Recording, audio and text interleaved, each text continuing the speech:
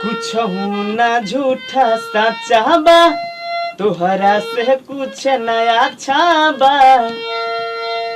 कब रोवेला कब हंसेला, दिलवा बही बच्चा बा। हद से भी ज्यादा गुजर जाइब रे,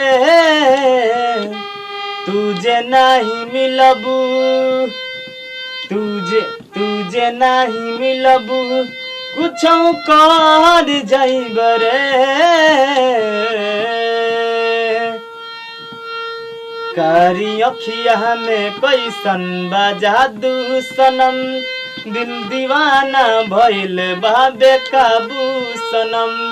कारी अखिया में कैसन बा जादू सनम, दिल दीवाना भइल बा बेकाबू सनम। पागल दिलावा के हो,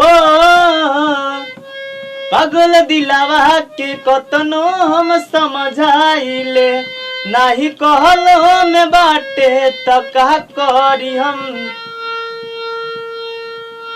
ओ कारी अखिया में कैसन बा जादू सनम, दिल दीवाना भइल बा बेकाबू सनम। कारी अखिया में कैसन बा जादू सनम, दिल दीवाना भइल बा बेकाबू सनम।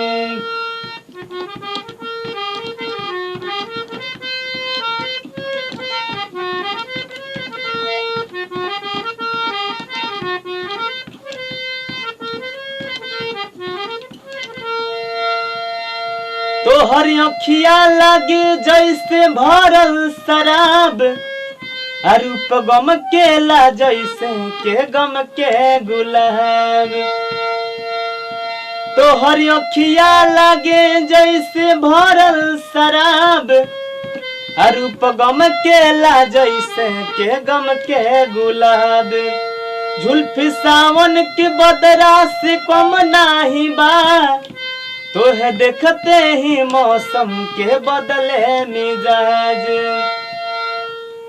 तुहर मुश्किल लागे जैसे बरसे सावन, देखी मनवा के मोरवा नाचे छामा छम।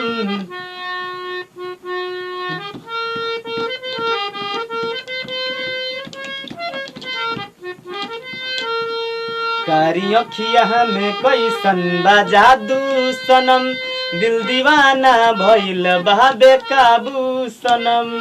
कारी अखिया में कैसन बा जादू सनम, दिल दीवाना भइल बा बेकाबू सनम।